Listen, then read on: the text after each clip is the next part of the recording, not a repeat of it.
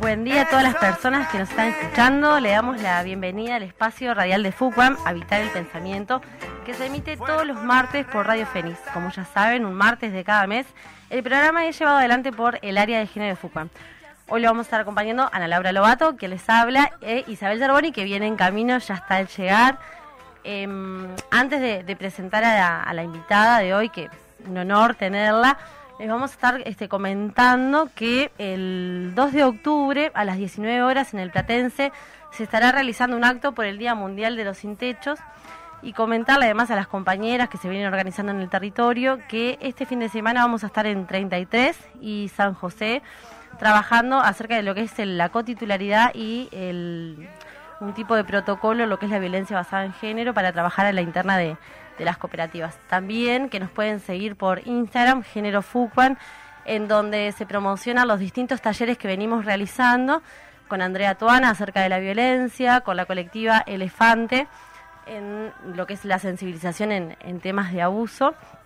Y también otros talleres que es, ahí llegó Isa, que se nos nota bien, Isa, acerca de lo que es la lucha de las mujeres, que lo van a estar, algunos de estos talleres los va a estar dando Saprissa y otros algunas compañeras de extensión. Ahora sí vamos a presentar a nuestra invitada de lujo, Josefina González, quien es licenciada en Ciencias de la Comunicación, UDELAR, maestranda en Ciencias Humanas, opción Estudios Latinoamericanos, Facultad de Humanidades y Ciencias de la Educación, activista transfeminista, integrante del colectivo Unión Trans. En el 2018 y 2019 fue vocera de la campaña nacional por la ley integral para personas trans. Desde el año 2006 ha trabajado para el diseño, promoción e implementación de normativa y política pública que garantiza los derechos de las personas de la diversidad, disidencias, haciendo especial foco en las identidades trans. Bienvenida, José. Muchas gracias y muy buen día para todas, todos y todes. Bienvenida, José. Gracias. Muchísimas gracias, José, por estar acá. Es una persona a la que yo admiro un montón. Se lo digo cada vez que la veo y me encanta tenerte acá. Gracias. Bueno, José, contanos un poco. Este año se cumplen 30 años de la primera marcha del orgullo. Contanos un poco de este proceso. Antes de entrar estuvimos conversando porque yo tenía como una distorsión en qué había pasado en junio y por qué se celebra tanto en septiembre. Contanos un poco. Sí, efectivamente, como vos decís, este año se cumplen 30 años de la primera marcha. Aquella primera marcha fue una marcha del orgullo. En el año 92 se hizo la primera concentración en Uruguay, fue en la Plaza Independencia, y este año se cumplen 30 años de la primera marcha porque fue en el año 1993. Una primera marcha donde fueron unas pocas personas. Obviamente quienes la encabezaban eran las identidades travestis trans en aquel momento, y era la Marcha del Orgullo. En aquel momento se conmemoraba bajo ese nombre, bajo ese lema, la Marcha del Orgullo. Y en realidad las reivindicaciones de aquel momento eran queremos libertad y algo de dignidad, decía también la consigna, recuerdo. Y como te dije anteriormente, la encabezaban las travestis. Y fue una marcha que fue desde el Obelisco hasta la explanada de la UDELAR, donde se hizo la oratoria. La oratoria estuvo a cargo de la compañera Karina Pankiewicz, y también estuvo ahí Gloria Meneses, que era una travesti histórica, una de las más longevas que teníamos en aquel momento. Creo que ella falleció bastante grande de edad, así que toda una experiencia y todo un acontecimiento también. Y efectivamente se dio en el mes de junio. Antiguamente, o en los inicios de estos movimientos sociales organizados, las marchas, las concentraciones, las actividades de disidencias o diversidad se realizaban durante el mes de junio, que para todo el mundo, a nivel mundial, es el mes del orgullo. Después, en el año 2005-2006, cuando se crea la Coordinadora por la Diversidad, la Coordinadora de la Marcha, ahí se pasa para el mes de septiembre, el mes de la diversidad, por una cuestión climática, básicamente, claro, porque junio es insufrible. Sí, malísimo. Pero junio sigue siendo un mes de reivindicaciones a nivel mundial, es reconocido internacionalmente como el mes del orgullo, y en realidad septiembre se pasa en Uruguay específicamente como el mes de la diversidad, por cuestiones más institucionales, pero también organizacionales y de clima también, ¿no? Por ejemplo, en otros países las marchas se celebran en otros meses. Por ejemplo, en Argentina es en noviembre. Mirá. Acá está siendo en septiembre. Pero en el otro hemisferio, donde tienen más calorcito, Europa, Estados Unidos y Brasil, se realizan durante junio, entre el mes de junio. Claro, es importante esta aclaración porque yo la verdad que no lo sabía y bueno, como el público se renueva también, gracias a nuestra querida Mirta, está bueno porque son esas cosas que uno no desconoce y no tiene. Aparte, siempre me pasa que el 28 de junio vamos a la plaza, te veo, claro. Y es menor la convocatoria, pero después como en septiembre hay otra Exacto. Masividad también en la participación y bueno, siempre me quedaba como esas dudas. Muchas gracias. No, por favor. Este año se intentó como reflotar la fecha del 28 de junio. Estuvo precioso lo que hizo, estuvo muy bueno. Se hizo una concentración ahí en Plaza de Libertad porque se conmemoraban este año los 30 años de la primera concentración. Sí. Aquel puñadito pequeño de personas que intervinieron en la Plaza de Libertad, que pusieron un cartel, que rezaba una consigna de denuncia y de reclamo.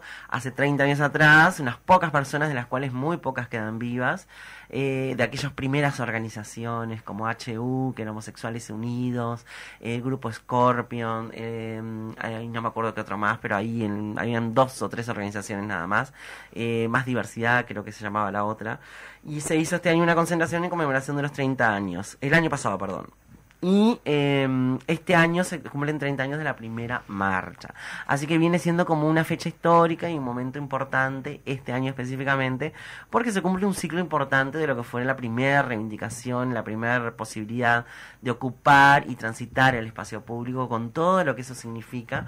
Y bueno, haciendo homenaje también a nuestras compañeras, ¿no? Porque en realidad quienes se encabezaron eran todas trabajadoras sexuales, travestis trans, y bueno, algunas de ellas están vivas todavía por suerte. Entonces, me parece como importantísimo destacar eso. Sí, vos siempre sos muy generosa y muy clara y siempre estás mencionando a tus compañeras. José, cuando ahora nosotras pensamos en la presentación, dijimos, bueno, flor de presentación que tiene esta mujer, por favor. Y habla también de logros, de conquistas que has tenido a nivel personal, pero también en algunas otras entrevistas que una va husmeando a la hora de pensar también vemos algunos relatos, ¿no?, que vas comentando, que por momentos también tuviste momentos de mucha soledad, que fue un proceso también complejo, que si bien ahora vemos a esta mujer que está en un lugar impresionante, también dar cuenta de esos procesos que tienen que atravesar las mujeres trans en su vida, ¿no? Exacto. ¿Cómo fue para vos el venirte del interior, nada menos, para Montevideo y bueno, un poco de tu vida? Gracias. Sí, no, fue durísimo, porque en realidad, claro, tenemos que entender que estamos hablando yo me vine en el año 2006 para Montevideo, de la querida ciudad de San Carlos, departamento de Maldonado, y en realidad estábamos en otro contexto social, político, histórico, donde no había un acumulado de estas temáticas, si bien hay un movimiento presente en Uruguay desde el 1991, 1992, o finales de los 80, porque las primeras organizaciones de Uruguay en estos temas, en las temáticas de disidencia, de diversidad, datan de finales de los 80, del 89, 88, por ahí. Pero en realidad, en el 2006 todavía no había como una cuestión materializada de estas conquistas. No se conocía mucho y todavía seguía como muy vivo lo que era el estigma, la discriminación, los prejuicios, todas esas cuestiones que hacen tanto daño, que nos hacen tanto daño a la sociedad y a la cultura en la que vivimos, ¿no? Pero sobre todo recaen sobre determinadas personas. Entonces para mí fue muy duro por varios motivos. Primero porque era muy chica, tenía 21 años cuando me vine a Montevideo, sola y sin conocer nada, y como dije en algunas oportunidades, me vine con las 2 manos atrás, con una pobreza extrema, con unos ahorros mínimos. Me acuerdo de haber trabajé 1 año y medio, 2 años en una casa de salud de San Carlos, que era de una amiga, y guardé esos ahorros, y cuando terminé el liceo, que lo terminé en nocturno, con 20 años, a los 21 definí venirme, porque ya era mi proyecto, era mi meta. Pero me fue muy mal. En general, uno se viene con muchos sueños y con muchas expectativas, pero después la vida y la realidad te cachetea en las 2 mejillas, te da vuelta de 2 para que guardes. Claro, para que decirte, no, boluda, mirá, la vida no es así, no es tan fácil, claro. Y mucho menos para una travesti trans, en esos años, en el 2006. 2006 nosotros no teníamos nada todavía, no había un sujeto político construido, no existía el concepto de lo trans, ni siquiera era Vox Populi, no se entendía, no se sabía, y la gente tenía un imaginario de que las travestis éramos todo lo peor, de lo peor, que éramos prostitutas o trabajadoras sexuales, que éramos fiesteras, que éramos delincuentes, que era todo lo que no se podía hacer y todo lo que no soñaba hacer. Entonces, claro, mi camino, mi tránsito en esos inicios de mi carrera, de mi tránsito de vida, de parte de mi desarrollo de vida, fueron con muchos noes, con muchas puertas cerradas, con muchos cachetazos en la cara, con muchas situaciones de violencia que tienen que ver con, bueno, con prejuicios, con estigma, con discriminación, con cerrarme las puertas de todas las maneras posibles. Al punto de que no vos ubicabas un alquiler y cuando te decían que sí por teléfono y cuando ibas te decían, no. Sí, era muy común eso, en realidad yo me acuerdo, y hablaba ayer me fui a una iglesia luterana. Bueno. Y aún me convocó un muchacho de comunicación de la iglesia luterana para hacerme una entrevista y me puse a rememorar esas cuestiones con lujo de detalle, cosa que algunas veces por tiempo, por falta de tiempo, o por las actividades diarias, ¿no? A veces se te pasan algunas cuestiones de la memoria, pero siempre está bueno recordar. Y yo le contaba a él ayer, le decía, bueno, mirá, yo tracé como muchas estrategias y en realidad al principio, estamos hablando del año 2006, no había WhatsApp, yo tenía el C115. Sí, ahí. El majestuoso y divino y sobreviviente C115. Entonces me lo compré para venirme para Montevideo, ni siquiera tenía celular yo. Entonces yo me iba con el diario al locutorio de Antel de mi ciudad, que estaba en el centro, me quedaba 15 cuadras de mi casa. Me iba con el diario, faltando 2 semanas para comenzar las clases, porque yo me vine a hacer una inscripción a facultad en el 2006, en febrero de 2006. Y la inscripción era en persona, no es como hoy en día que la gente se inscribe a través de la web, a través del portal, te generas un usuario, no. Antes, Lola, venías en persona y yo tuve que viajar de San Carlos a inscribirme a la ex-LICOM, que ahora es la actual FIC, la Facultad de Información y Comunicación, y en realidad yo me iba al locutorio, agarraba el gallito de los clasificados, el aviso, y llamaba a lugares de pensiones de estudiantes, llamaba a pensiones, lugares de alojamiento, para lograr conseguirme un techo para poder venirme. Y me decían que sí, pero cuando yo vine a inscribirme, hice la recorrida por los lugares, cuando les presentaba la cédula, obviamente nosotras no teníamos el derecho al nombre en aquel momento todavía, no había un reconocimiento de la identidad de género, por ende yo tenía un nombre en mi documento que no me identificaba y que no correspondía con mi identidad de género. Entonces la gente miraba la cédula, me miraba a mí, miraba la cédula, me miraba a mí, no podían creer. Claro, su cabeza se cortocircuito, porque en realidad yo siempre fui como muy de aspecto, así como con una estética muy femenina, y la gente no da crédito que tuviera un nombre de varón en el documento. Entonces ahí les caía la ficha y me decían que no te podemos alquilar, no te podemos recibir.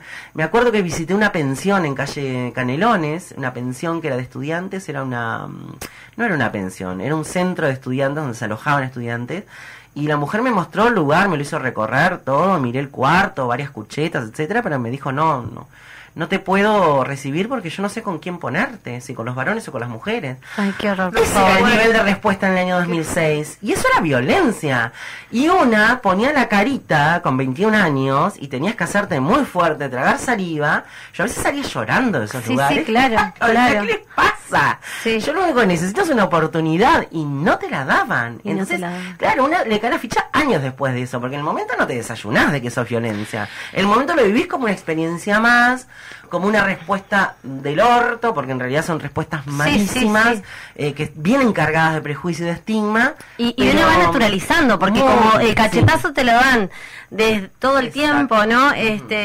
Salís a la calle y todo el tiempo alguien te hace notar que sos una mujer trans. Entonces, claro, una también, en los niveles que maneja esta sociedad de violencia, como vas naturalizando. Bueno, ¿qué tenía que hacer? Poner mi mejor cara y salir a buscar otra cosa. Y yo en ese tiempo era muy rebelde, por suerte. Sigo siéndolo, por suerte. Pero claro, yo tenía como mucha energía porque era muy chica y yo no aceptaba los noes. No aceptaba las cerradas de puerta y les discutía. Yo les discutía y decía, ¿pero por qué? explícame. Pero la respuesta siempre era la misma, era no podemos porque no sabemos cómo lo van a tomar el resto, siempre el resto es el problema, nunca las personas se hacen cargo de sus decisiones, ¿no? Entonces siempre culpan al resto. Entonces, yo seguí insistiendo, me volví a mi ciudad, me quedaba 1 semana y media, 2 semanas para comenzar las clases, yo seguía sin tener un techo donde venirme. Entonces, tracé una estrategia de cuando me iba al locutorio con el diario, seguía llamando y ya empecé a comentar mi vida, a decir quién era yo. Claro. Porque ya no me valía la pena venirme hasta acá para ver los lugares donde iba a alquilar, para que me cierren las puertas, tomarme del pelo de esa manera, violentarme de esa manera, y encima yo me implicaba un gasto de pasaje que en ese momento no podía venir todo el tiempo a Montevideo a buscar un lugar. Entonces yo llamaba por teléfono y decía, bueno, hola, soy una persona trans, necesito un lugar para alquilar porque quiero estudiar, y les hacía como todo el cuento, todo el proceso, y bueno, después de muchísimos no,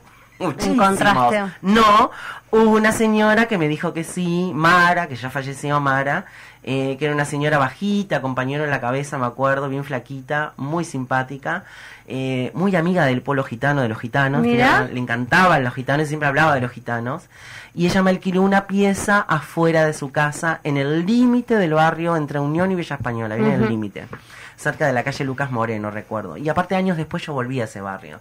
Entonces tengo como una historia muy personal con ese barrio. Sí, que creo que, no sé, yo una vez te llevé, creo. Sí, exacto. ¿Para qué lado? Pues yo años después logré alquilar un apartamento cerca de donde yo viví por primera vez con esa señora.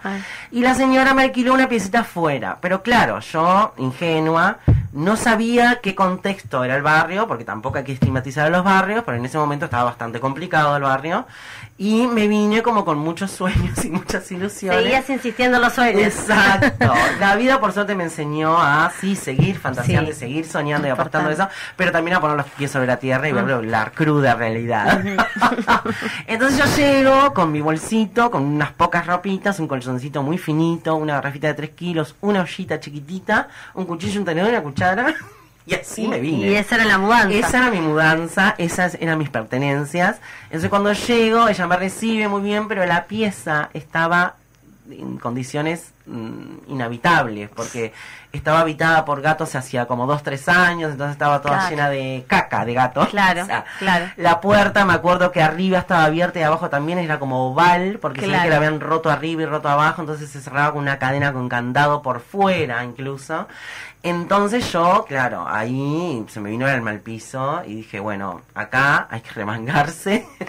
Me remangué, tiré mis cosas y me puse a baldear el lugar, a limpiarlo, para poder esa noche dormir ahí adentro.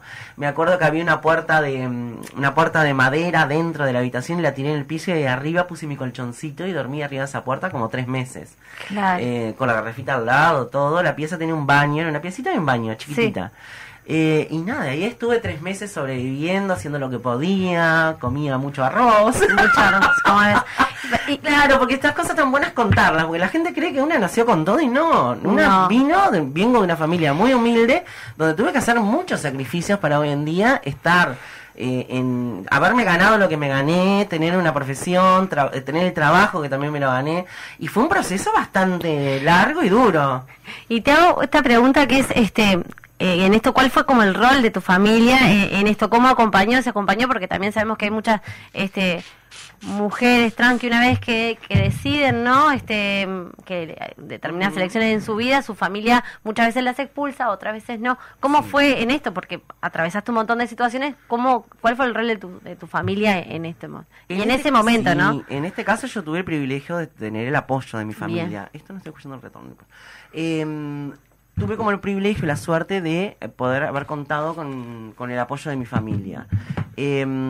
Pero no es la regla, soy la excepción. Y en realidad sí, tuve el apoyo de mi familia, no de manera económica. Claro, pero no se podía. No, porque mi madre en ese momento tenía muy poco trabajo, recuerdo. Pero en realidad sí tuve el apoyo moral, el apoyo humano, emocional. Y en realidad Eso me ayudó un montón como para sobreponerme, pero sí, yo siempre fui muy independiente de chica y no fui como solicitante de ayuda económica, porque sabía en qué situación estaba mi madre siempre fue empleada, Sí. Trabajó muchos años en cocina, también trabajó como mucama. Entonces yo sabía que ella económicamente no podía sostenerme, entonces yo tenía que valerme por mí misma. Por eso fue que me generé esos ahorros para Claro, poder sobrevivir los primeros meses. Después la vida me llevó por otros lados, pero bueno, con eso continuaremos ahora enseguida. El punto es que sí, tuve el apoyo emocional, moral, tuve el acompañamiento. Me acuerdo que las primeras veces me llamaban de mi casa y yo lloraba muchísimo. Decía, me quiero ir. Y sí. Claro, no, las 3 primeras noches no paré de llorar, porque decía, ¿qué hago acá? Porque claro, yo estaba en mi casa bien, o sea, ¿qué hago acá? Sí, Y lo claro, que cuesta. eso, decís, y ahí creces de golpe, decís, bueno, la vida por algo me presenta este desafío que era inmenso, era insostenible en aquel momento, pero en realidad también me sobrepuse enseguida porque, bueno, una pone ahí en la balanza y pones en cuestión y decís, bueno, pero yo acá vine a cumplir mis metas y vine por mis sueños, entonces nunca pensé que iba a ser fácil, pero tampoco tan difícil. Tan difícil. No, pero en realidad eso, después me calmé un poquito y bueno, ya pechugué porque no me quedó otra, pero recuerdo sí que las primeras 3 noches lloré muchísimo y cada vez que hablaba con mi familia decía, me quiero ir por favor, quiero volver, pero claro, después una luz en mi cabeza se despertó, dijo, no, viniste por algo y te vas a quedar y vas a tener que hacerlo hasta lo imposible por seguir este camino que has elegido también, porque a mí nadie me obligó a venir. Yo lo elegí por varios motivos, por irme, porque necesitaba irme, porque yo quería desarrollarme y sabía que mi ciudad no iba a poder ser posible. Sí, también eso, ¿no? No habían posibilidades de estudios terciarios en aquel momento en San Carlos, y después porque necesitaba como un desarrollo de vida también y crecer mucho y vaya si la vida me ha enseñado a crecer un montón. José, vamos a ir a una tanda, nos vamos con este temita de música que elegimos hoy y volvemos con esta hermosa mujer que nos acompaña hoy. Muy bien, retomamos acá después de la pausa con Josefina González. José, sos la primera mujer trans licenciada de la FIC, de la Facultad de Comunicación. Exactamente, sí. Nada más ni nada menos. Nada más ni nada menos. La primera en mi disciplina, sí, en realidad hoy en día somos unas 5 o 6 aproximadamente. Yo ya perdí un poco la cuenta, pero hasta el momento en que yo estuve como detrás de esto, así como investigando quiénes éramos las travestis trans egresadas de carreras terciarias, éramos en aquel momento 5, no más de 5. Cada una por suerte es la primera en su disciplina, por suerte todas elegimos disciplinas diferentes. Claro. Imagínate, hay 5 y encima 2 eligen la misma y está. Un montón, sobrepoblación. Claro, ya ahí ya la estadística cae, ya no hay ninguna política pública. Mucha ironía, sobrepoblación de travestis. No, sí, soy la primera en mi disciplina, en la FIC, sí, soy la primera. Yo inicié mis estudios, como dije anteriormente, en la ex-Licom, allá por el año 2006. Abandoné la carrera 3 veces y pude lograr retomarla gracias a la fuerza de voluntad que a veces no sabía ni de dónde la sacaba. Importante decir el por qué ese abandono, ¿no? No, en realidad en aquellos años la vida, después de todo este proceso que conté anteriormente, me llevó obligatoriamente a transitar espacios para los cuales el sistema nos tiene asignados, como el trabajo sexual. Entonces yo tuve que muchos años, después que se me terminaron los ahorros y después que seguí golpeando puertas y no me querían emplear en ningún lugar, porque insisto en que en el 2006 parece como otro siglo, es antes de ayer en términos históricos, Sí. pero en realidad nosotras no existíamos en el 2006 ni teníamos ninguna posibilidad. Entonces, así como no me daban para vivir, tampoco me daban trabajo. Entonces tuve que necesariamente, la vida te lleva, porque el sistema te obliga a terminar en esos lugares que tienen asignados para ti, como el trabajo sexual. Entonces me hice puta y estuve muchos años ejerciendo el trabajo sexual.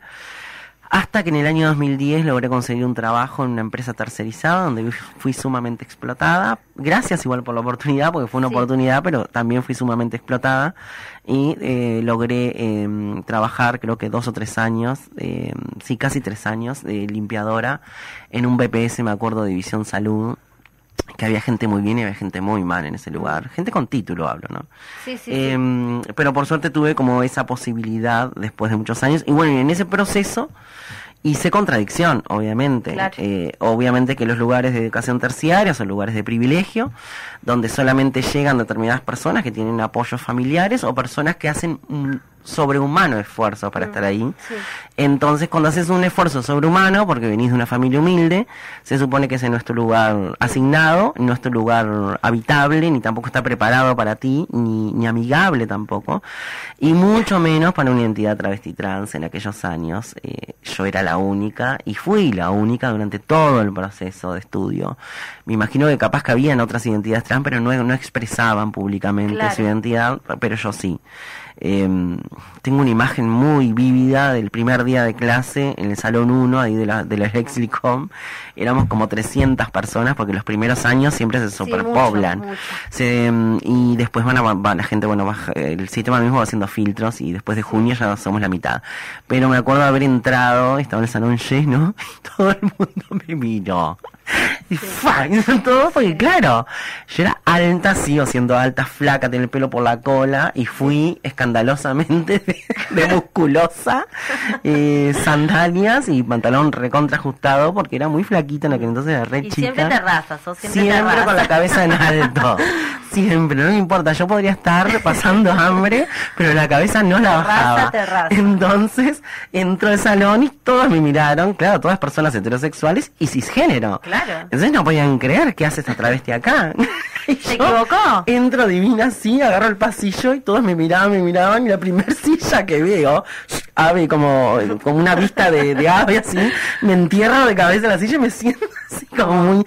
Pero fue como tremenda esa experiencia porque claro, era mucho para ese momento, eran muchas cuestiones a derribar también, era mucha presión también la que se ejercía sobre mí en ese caso, porque claro, era sola, era la única disruptiva en toda esa manada de gente que era toda como uniformal, toda homogénea, todo es lo mismo, y yo era como que sobresalía, entonces era como un montón realmente, porque yo intentaba pasar desapercibida, pero nunca me fue posible pasar desapercibida porque la gente te observa, te mira, se te acerca, cuchichean, te hacen preguntas, te miran en el pasillo y cuchichean entre ellos, estamos hablando de gente un poquito adulta mínima, eran todos jóvenes. En ese tiempo teníamos todos entre 18 y 20 años. Por suerte mis amigas, un grupo de chicas, y enseguida entré como en confianza. Eso obviamente también, si pudiste hacer un grupo ahí de pares, ¿no? Porque es necesario la red para también sobrevivir a tanta. Exacto. Hice un grupo de amigas que después fuimos colegas y fuimos compañeras de estudio, hicimos trabajos en grupo, que me salvaron un montón esas gurisas. Me hicieron preguntas rigurosas también, por supuesto, ¿no? Porque había un desconocimiento absoluto. En ese momento yo era como un monstruo, era como un fenómeno. Para ese espacio significábamos eso, y también hay que poder hacer ese análisis, ¿no?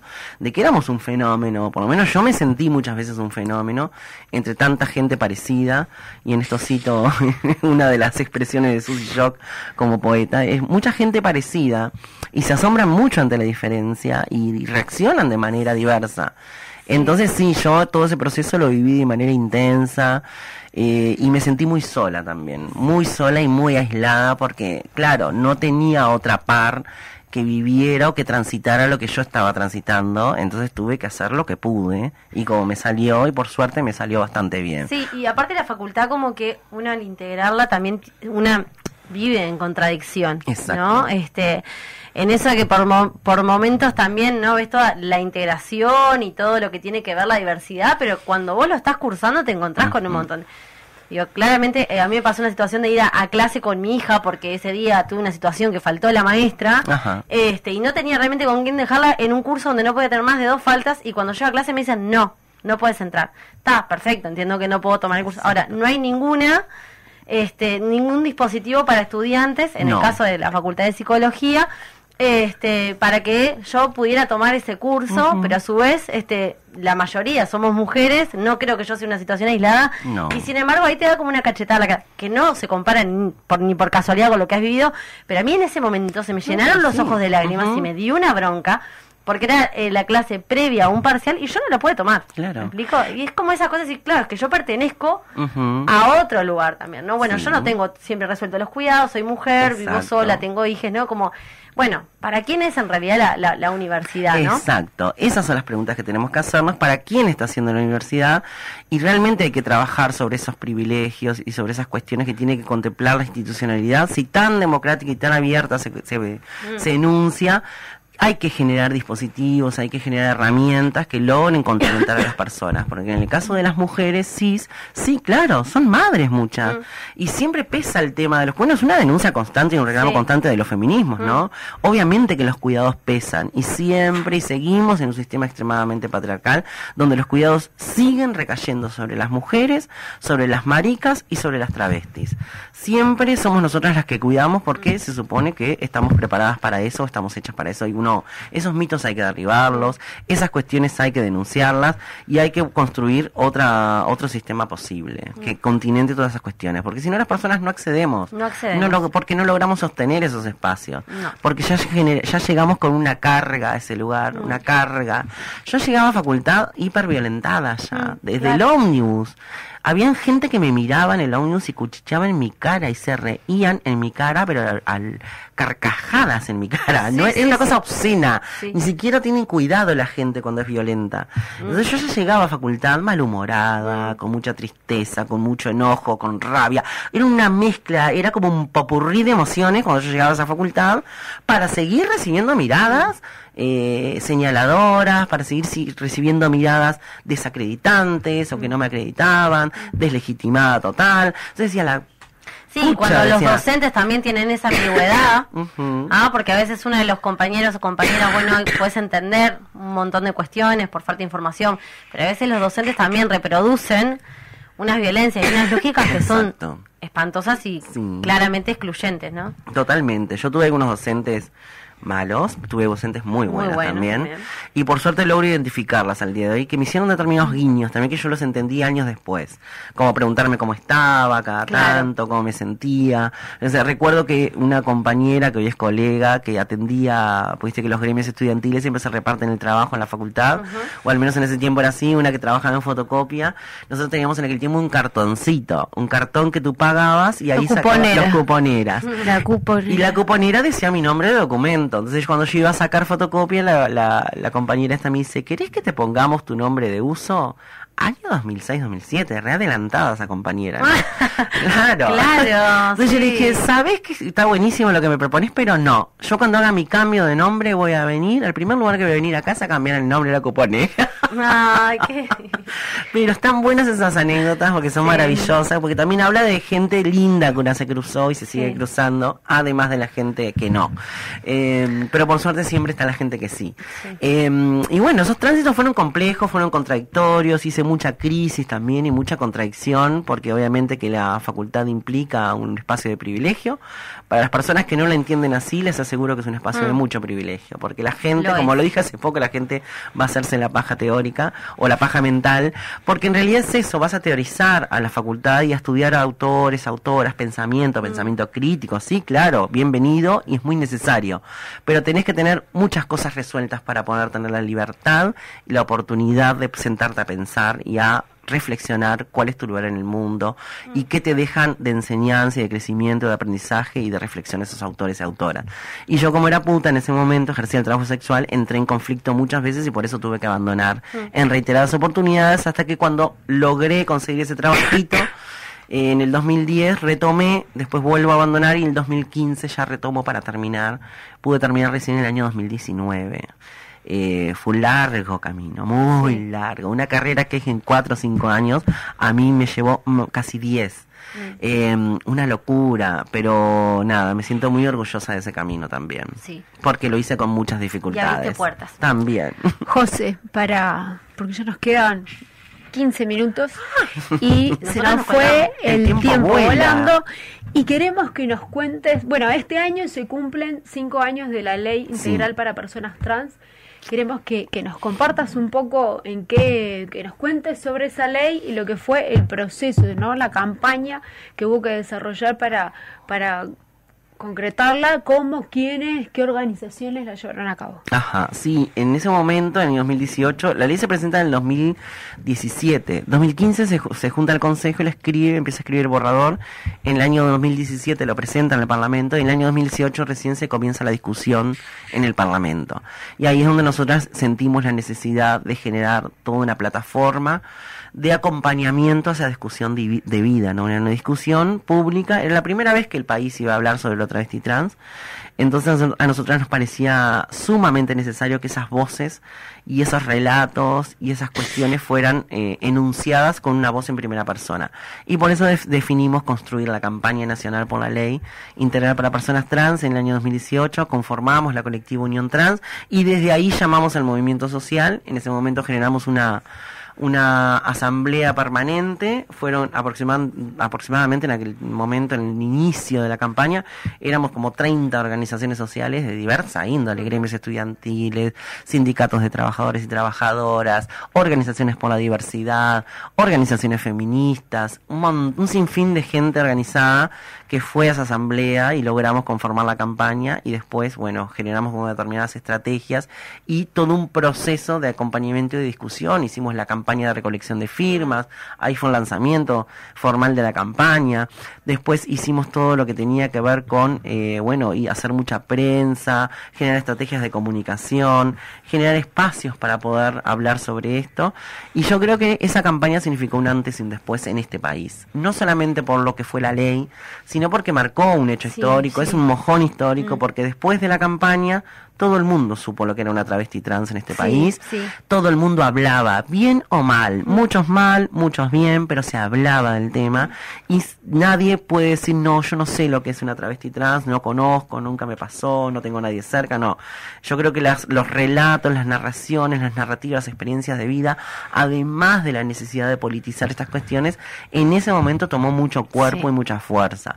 Después la ley se aprueba, pero después viene el intento de derogación de la ley, y ahí se retoma nuevamente la campaña. ¿En qué año? En el año 2018, enseguida que se aprueba la ley, en octubre, se inicia al mes siguiente el intento de derogación y se lleva a pre-referéndum por parte del Partido Nacional, un sector del Partido Nacional, que lo llevaban adelante Dastugue y a Figliola, que Figliola fue un poco el chivo expiatorio el conejillo de indias de ese sector del Partido Nacional. Presentan el recurso y se lleva a un pre-referéndum que se votó por allá no me acuerdo qué mes, pero fue finales del 2018 que se vota el pre-referéndum y por suerte sale el no, de que no se deroga la ley, y ahí recién nos sentamos a pensar y a escribir el decreto reglamentario que se aprueba en el año 2019 y recién ahí se empieza a implementar la ley. Este año se cumplen 5 años de la aprobación de la ley, sí.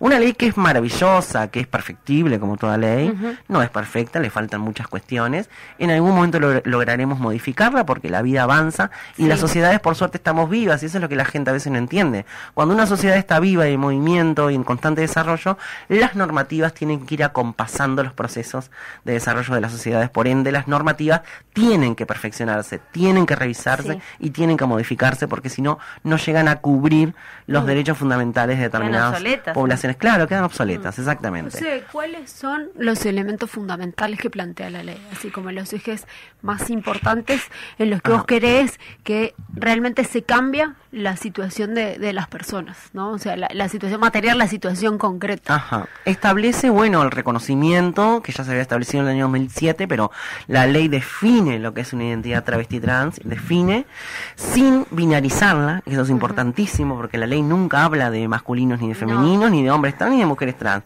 Eso después lo trae un formulario que ya vamos a hablar de eso, pero la ley establece una definición de lo que es una identidad travesti trans. Después trae todo lo que tiene que ver con, el derecho a la identidad, trae todo lo que tiene que ver con el derecho a proteger trayectorias educativas en el sistema educativo, establece la accesibilidad a becas, que no se están cumpliendo del todo, pero ya trabajaremos en eso. Establece el cupo del 1% de los llamados públicos, que tampoco se está cumpliendo, porque me leí un informe de la Oficina Nacional de Servicio Civil, que es a diciembre del 2022, donde arroja toda una serie de análisis y de números de cuáles son los organismos que están cumpliendo y cuáles no. Los organismos que han venido cumpliendo son los descentralizados. Administración Central, que es Poder Ejecutivo, que son todos los ministerios e ainda más, al 2022, a diciembre de 2022, tuvo un ingreso de contratos públicos o de llamados públicos, ya sea diferentes formas contractuales, de 6.500 personas en el Poder Ejecutivo, en esta gestión de gobierno. no hubo ninguna persona trans que entrara en esos llamados, en esos contratos. Por ende, el Poder Ejecutivo nos debe 66 cargos públicos a las personas trans porque es una en 100. Claro. Y entraron 6.500 personas aproximadamente al Poder Ejecutivo. Es un montón. Entonces sí, hay que poder denunciar esto, hay que decirlo, porque después se llenan los políticos la boca diciendo, ay, somos divinos y apoyamos la diversidad. No, la diversidad se apoya cuando vos ejercés voluntad política y definís una línea clara política, de acción política, que vaya de acuerdo y sea coherente con la política pública y la normativa que establece tu país. Y eso no se está cumpliendo. Claro, es parte Por ende, más de la perversión de muchas gracias, pero no están siendo coherentes y no están apoyando en nada la diversidad. De hecho, los números hablan por sí solos. En eso es importante, en materia de salud, que la ley establece todo lo que tiene que ver con la accesibilidad al sistema de salud de las personas trans, tampoco se está cumpliendo porque han cerrado policlínicas especializadas y han cerrado centros, policlínicas multidisciplinarias de atención que lo establece la ley, han cerrado en el interior del país, por ende Maldonado, Paysandú, 33, otros departamentos tienen que viajar las compañeras trans a Montevideo para atenderse en las cuestiones de procesos trans específicos como es el asesoramiento, la armonización, los procesos de cirugía, los procesos de acompañamiento, los procesos psicológicos o terapéuticos. Sí. Todo eso sigue centralizado en Montevideo. El interior tiene muy pocas posibilidades y muy pocos espacios, herramientas, dispositivos para poder atender esto como lo establece la ley. Así que también ahí está habiendo un incumplimiento. La protección a las trayectorias educativas que se habían trabajado en la gestión anterior también cesaron, se dejaron de hacer. Había un acuerdo, me acuerdo, una resolución en la cual trabajamos en el año 2017 con ANEP, UTU y CODICEM, con el MIDES, que se establecía la protección a las trayectorias educativas de las personas afrodescendientes y las personas trans, que sabemos que son las dos poblaciones que siempre el sistema expulsa y excluye. Eso no se está ejecutando al día de hoy a nivel de enseñanza media, por ende después las personas obviamente que no van a llegar a un sistema educativo terciario si la enseñanza media no protege esas trayectorias. No, y en esto también como con de esta política pública de las acciones afirmativas, ¿no? A mí hay algo que me cuestiona un montón, que me molesta mucho, pero interpela también, es a veces algunas soluciones que son temporales. Ejemplo, bueno, el cupo, ¿no? Para disidencias trans o personas afrodescendientes, pero es temporal. Entonces te dan un trabajo para que vos realices durante 9 meses, después de los 9 meses se te cae el contrato y ni siquiera puedes volver a postularte.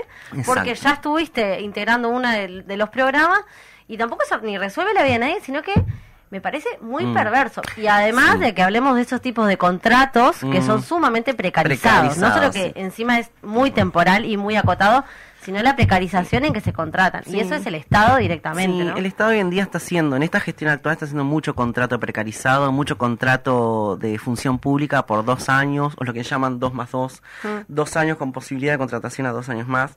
Y sí, eso es precarizar, y todas estas políticas de cupos para programas específicos que tienen una durabilidad corta en el tiempo son políticas de parche. Yo le llamo las políticas de parche. Totalmente. Porque en realidad a esas personas no les solucionás nada. Les solucionás la vida por 8 meses. Sí. Pero después, ¿qué hace la persona? Vuelve al mismo lugar en el que estaba. Entonces yo creo que hay que sentarse seriamente a pensar la política pública de una manera más sostenida, de una manera más a mediano y largo plazo, y no como una cosa a 6 meses, 9 meses máximo, porque en realidad ahí no haces un efecto de fortalecimiento en esa trayectoria. No, es un efecto de propaganda, en este sentido que vos decías hoy, ¿no? De inclusión, pero que en realidad termina... Es una inclusión reproduciendo. Exacto, es sacarse la foto. Y la política, tristemente, en términos genéricos, se ha convertido un poco en eso. Y creo que quienes seguimos creyendo en la necesidad de hacer política, necesitamos como repensar y transformar todo eso y cambiarlo. Porque en realidad ya venimos de mucha experiencia de políticas de parte